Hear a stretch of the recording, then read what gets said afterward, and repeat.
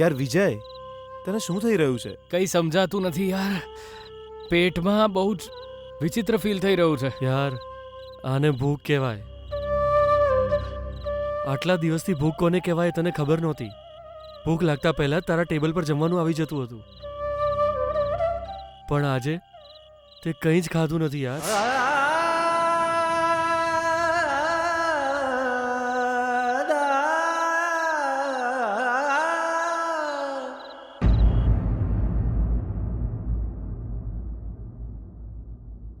Waiter, waiter, આ શું છે? શું છે આ? આ કઈ નાસ્તો કહેવાય? હું તારા ઘરનો નોકર છું કે મને ગમે તે લાવીને ખવડાવે છે? Sorry sir. શું સોરી? હા, શું સોરી?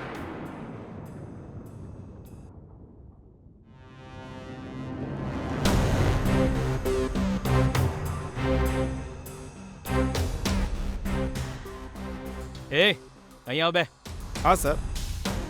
આને તું પિઝા કહે છે? કેમ સર, શું થયું? હે, પિઝા છે આ? પિઝા છે આ? શું થયું સર?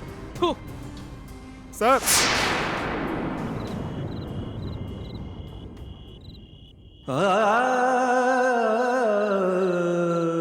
વિજય, તને બહુ ભૂખ લાગી છે ને?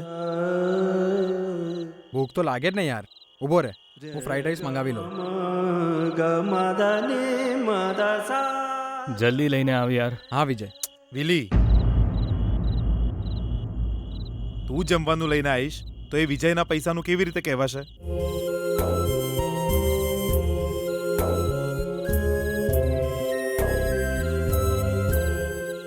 હા વિલી, તું ખાવાનું લેવા ના જા. એ ચિંટુ, તે આવું કેમ કહ્યું? આપણા વિજયની હાર ના થવી જોઈએ એટલે મેં યાદ કરાવ્યું. કઈ નહીં વિજય યાર, તું બિંદાસ ખા. આજ દિવસ સુધી અમે તારા પૈસે મોજ કરતા આવ્યા છીએ. તમારા બધા માટે ઘણું કર્યું છે. આજે એક દિવસ તું મારા પૈસાથી ખાઈ લઈશ તો કઈ નહીં થાય. ઊભો રે, હું હમણાં જ લઈને આવું છું. ના યાર, આ મહિને જો મારે એક કોળિયો પણ ખાવો હોય ને તો મારા પૈસાથી ખાવો પડશે. તો પછી તું આજે જમીશ કેવી રીતે?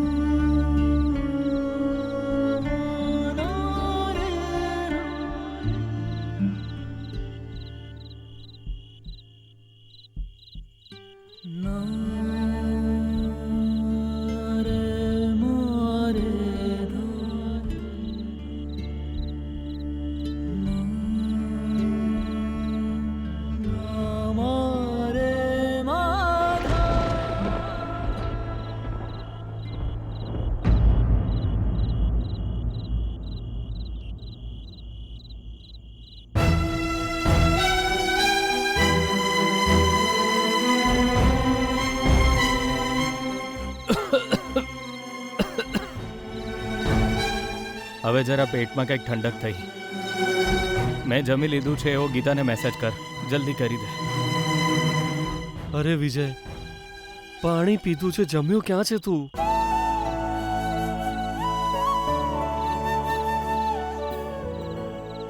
હા યાર, આજનું મારું જમવાનું તો થઈ ગયું.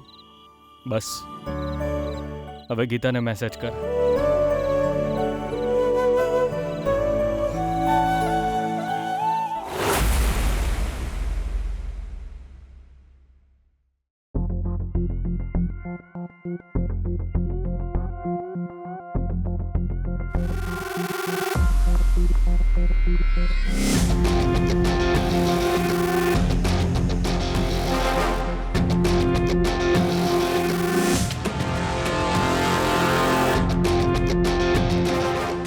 ભાનુ,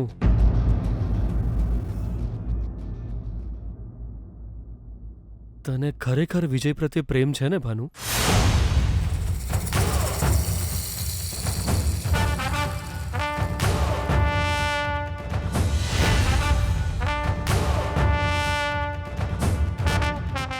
તમે આવું શું કામ પૂછી રહ્યા છો? એણે કંઈ ખાધું હશે કે નહીં એવું વિચારીને મારા ગળેથી એક કોળિયો પણ ઉતરી નથી રહ્યો. અને તું એની માં છે. એ તને ભગવાનની જેમ પૂજે છે, તોય તું છે કે આરામથી જમી રહી છે. અરે બાબા એ તો જીજુ બેના બચારી પોતાની મરજીથી ખાવાનું નહીં ખાઈ રહી જીજુ. એ તો બચારી ના જ પાડતી હતી, પણ મેં એને જો બેના એ રીતે ભૂખ્યા ના રહેવાય, આ તો અન્નનું અપમાન કહેવાય ને ખાલી પેટે પાછી એસિડિટી થઈ જાય એવું કહીને હું જ એને લઈ આવ્યો કે 4-5 કોડિયા તો ખાઈ લે. બેના આવું શું કરે છે? તમારા માટે આ કદાચ નવી વાત હશે જીજુ, પણ બેનાનું તો વિચારો, એ કેટલી વાર આવી પરિસ્થિતિમાંથી પસાર થઈ છે, ચા સુધી બિચારી ભૂખી રહે. વિજય જ્યારથી વૈષ્ણવજીના ઘર પાસે મકાન લીધું છે ત્યારથી આવું જ કરે છે. હરખું ખાતીએ નહીં, હરખું પીતીએ નહીં, આવું જ કરે છે જીજુ. તમને તો ખબર જ છે ને, આવી રીતે વારંવાર ઉપવાસ કરવા એ સારું નહીં જીજુ. અપચો થઈ જાય પેટમાં, ખબર છે ને, ત્યાં લોકડાઉન થઈ જાય, પ્રોબ્લેમ થઈ જાય. એટલે બેનાને મેં થોડું જમી લેવા માટે જબરજસ્તી કરી. સાચું કહું છું જીજુ.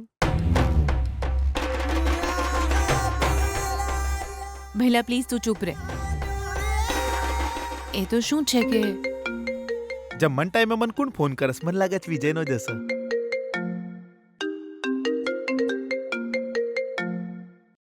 હલો, હવે શું થયું? એ બધું મને પૂછવાની જરૂર નથી કુલકર્ણી. જો જરૂર હોય અને લાયક હોય તો એને કામ આપી દો. મહેરબાની કરીને મને બાબતે વચ્ચે ન લાવશો કુલકર્ણી. 1 મહિના સુધી એ મારો દીકરો નથી.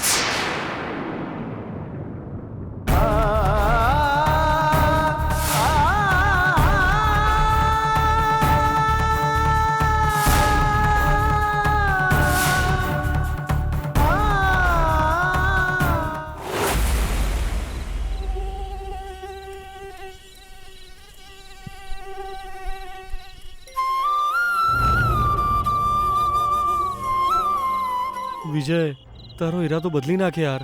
અરે યાર, મારા પપ્પા આ શહેરમાં વારંવાર સફાઈ કરાવે છે, તો આ મચ્છર ક્યાંથી આવી રહે છે યાર? એ વિજય, જીદ ના કર યાર. ચૂપચાપ મારા ઘરે આવીને સૂઈ જા ને. એ મેં ના પાડીને તને, તારે જવું હોય તો જા. યાર, તને આવી રીતે સૂવાની આદત નથી. ચૂપચાપ મારા ઘરે ચાલ. જો મારે ઘરમાં સૂવું હોત તો પછી તારા ઘરે કેમ આવું? મારા ઘરે ના જતો રહું? અને જો હું તારી વાત માની લઉં ને તો પછી હું શરત હારી જઈશ અને ગીતાને ખોઈ નાખીશ. એના કરતાં તો સારું છે કે હું આ મચ્છરો સાથે ફ્રેન્ડશિપ કરી લઉં. ઓય આ અહીંથી. શેના માટે? કેના માટે એટલે આ મારી જગ્યા છે. ક્યાં સૂઈએ છે મહત્વનું નથી. સૂઈ જાઓ ત્યારે ઊંઘ આવી જાય એ મહત્વનું છે. આ તો મંત્રીનો દીકરો છે ને, જે દારૂ પીને રસ્તા પર પડ્યો રહેતો હતો.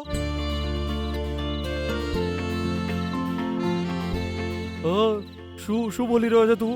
ઓહો, ફોર યોર કાઇન્ડ ઇન્ફોર્મેશન, રસ્તા પર નહીં, કારમાં સૂતો હતો. એ પણ કઈ કાર ખબર છે? કરોડો રૂપિયાની કાર. પ્રેસ્ટીજની વાત કહેવાય. એ ચાલ ભાગના અહીંથી. ગમે ત્યાં સૂઈએ, ઊંઘ આવે ને મહત્વનું છે.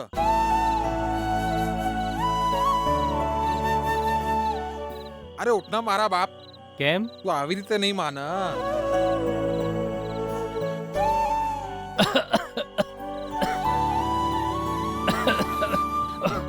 અરે આ તમે શું કરો છો? દેખાતું નહીં તને? હું સુવા જઈ રહ્યો છું.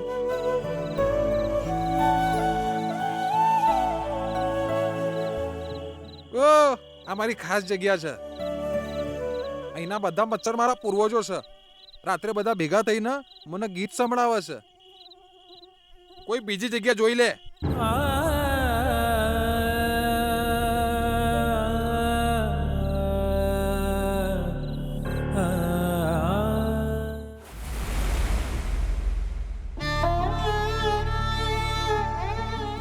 મને માફ કરી દે વિજય. મારા કારણે જ તારે આટલી બધી તકલીફ ઉઠાવવી પડી છે. આજે રાત્રે તને શાંતિથી ઊંઘ પણ નહીં આવે, મને ખબર છે વિજય. તું ક્યાં હોઈશ, કેવી સ્થિતિમાં હોઈશ.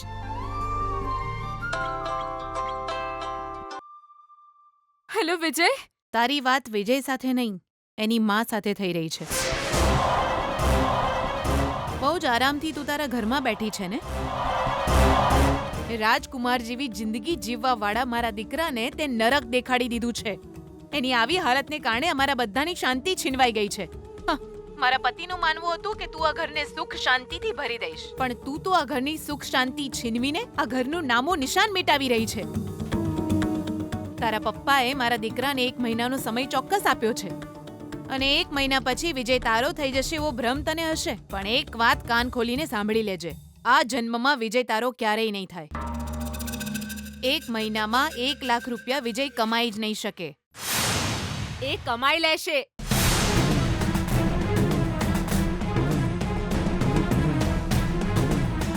એનામાં એ શક્તિ છે. મારો પતિ જરૂર જીતશે. અમારા લગ્ન થઈને જ રહેશે. એય, શું? તારા બાપે જે રીતે મારા દીકરાને ચેલેન્જ કર્યો છે એ જ રીતે તું મને ચેલેન્જ કરી રહી છે? જો તમને એવું જ લાગતું હોય તો એવું જ સમજો. હું તમને ચેલેન્જ કરું છું. 1 મહિનામાં મારો પતિ 1 લાખ રૂપિયા જરૂર કમાશે. ખાલી 1 લાખ રૂપિયા માટે કરોડોની સંપત્તિના વારસદારને રસ્તા પર રહેવું પડશે? તને જીતાડવા માટે મારો દીકરો હારી જાય મને મંજૂર નથી. મારો પતિ જીતશે એ વાતનો મને પૂરો વિશ્વાસ છે. પણ મને વિશ્વાસ નથી, કેમ કે આ રીતે ફૂટપાથ પર રહેવું, મહેનત કરીને જીવવું એ બધું એનાથી નહીં થાય. રોયલ લાઈફ જીવ્યો છે મારો દીકરો. મને ખબર જ છે કે હારી જ જશે. એનો મતલબ તમને તમારા દીકરા પર જરાય વિશ્વાસ નથી. સાચું કીધું ને? પણ એક વાત સાંભળી લો સાસુમાં, તમે તમારા દીકરાને રોયલ લાઈફ આપી હશે, પણ હું મારા પતિને એ જેવો હશે એવો સ્વીકાર કરીશ. વિજય કરોડોની સંપત્તિનો વારસદાર જરૂર હશે, પણ ભવિષ્યમાં જ્યારે મારા પપ્પાજીની સંપત્તિ એના નામે થઈ જશે તો એને એ સંપત્તિ મેનેજ કરવી અઘરી નહીં લાગે? એટલે જ 1 લાખ કમાવા માટે એ જે મુશ્કેલીઓ સહન કરશે એ ભવિષ્ય માટે એને જ તૈયાર કરશે. મારો પતિ આ ચેલેન્જ જરૂર જીતશે, પણ તમે એને હરાવવાનો પ્રયત્ન ન કરતા. એય, મારી વાત હજુ પૂરી નથી થઈ. મારો પતિ મહેનત કરીને પૈસા કમાય, મારી આ ઈચ્છા પાછળ એક બીજું કારણ પણ છે.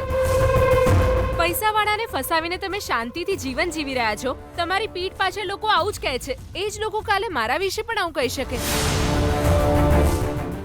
એટલે જ મારી ઈચ્છા છે કે મારો પતિ મહેનત કરે, એને 1 રૂપિયાની કિંમત સમજાય. બરાબર ને સાસુમાં?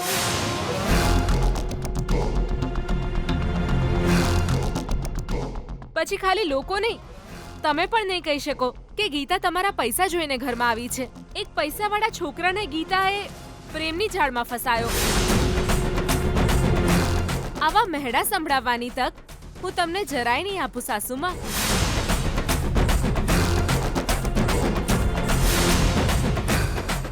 એટલે જ હું ઈચ્છું છું કે મારો પતિ લાયક બને.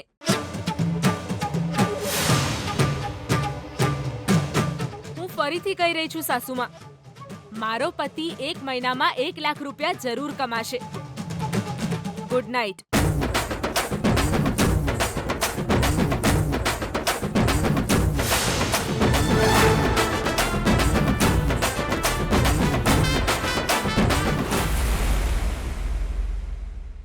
હરે કૃષ્ણ હરે રામ હરે કૃષ્ણ હરે હરે, હરે રામ હરે કૃષ્ણ હરે રામ હરે હરે, હરે રામ રામ રામ હરે હરે, હરે રામ રામ રામ હરે હરે.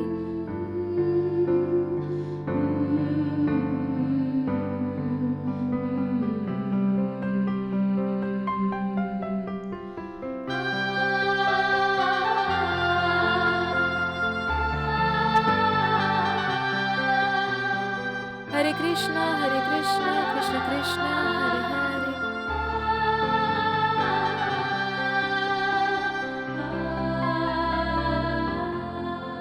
વાત છે આજ તારી દીકરી સવારે વહેલા ઉઠીને પૂજા કરે છે ને રામજીને કૃષ્ણજીને ઉઠાડી દીધા ને તો જી આપણો વિજય નોકરી માટે ઇન્ટરવ્યુ આપવા ગયો છે. એને જોબ મળી જશે એવું લાગે છે. એટલે ગીતા ભગવાનનું નામ લઈ રહી છે. ભગવાનની પૂજા કરીને પ્રસાદ પણ ધરાવવાની છે. અચ્છા, હાજી. હરે રામ હરે કૃષ્ણ રામ રામ હરે હરે.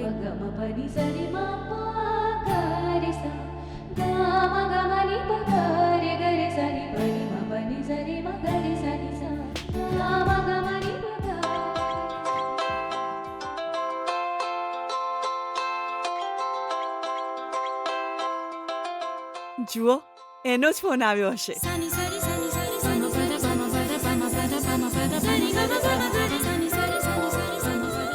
મમ્મી, એ વિજયનો જ ફોન હશે.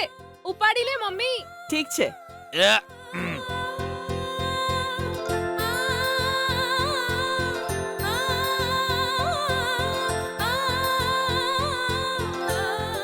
ઘરનો માલિક બીપી વૈષ્ણવ બોલી રહ્યો છું ને લાઉડ સ્પીકર ઓન કર્યું છે.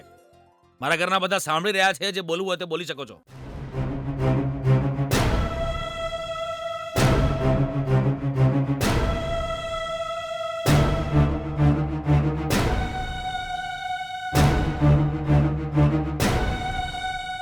વિજય, તને જોબ મળી જાય એટલે હું સવારે જલ્દી ઉઠીને ઠંડા પાણીએ નાઈ છું.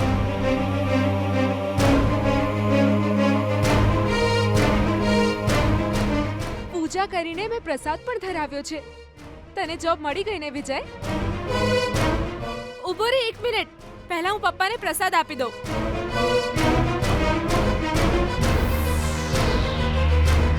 પછી તું બોલજે. લો પપ્પા. લો ને.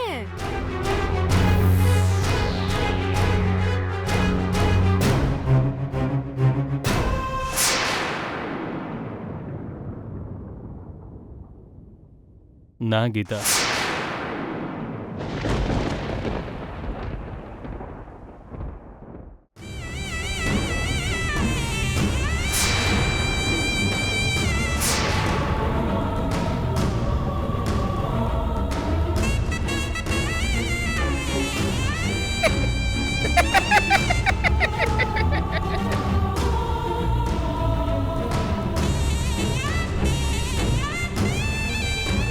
કાલથી લઈને આજ સુધી હું ઘણી બધી કંપનીઓમાં રખડ્યો, પણ મને ક્યાંય જોબ નથી મળી.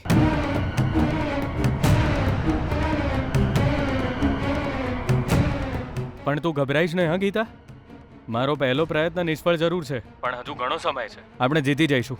મારો વિશ્વાસ રાખજે ગીતા.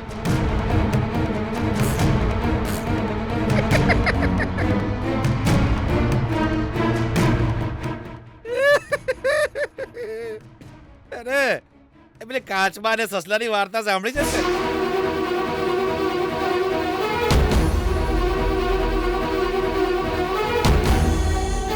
પેલો કાચબો તેના નસીબથી જીતી ગયો, પણ આ કાચબાનો તો નસીબમાં જીત જ નથી.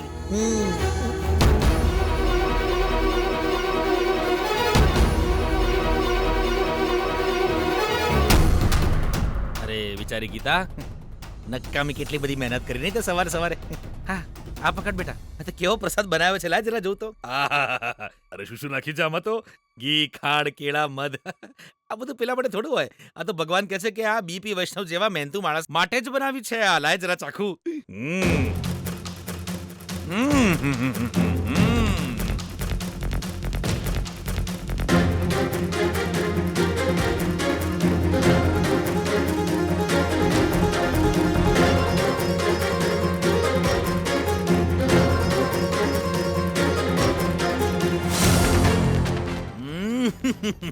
અદ્ભુત છે.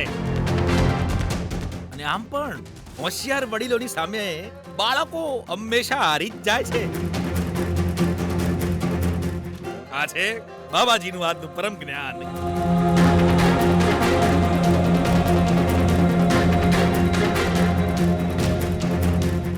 તું ખાઈશ થોડું? ચલ રહેવા દે.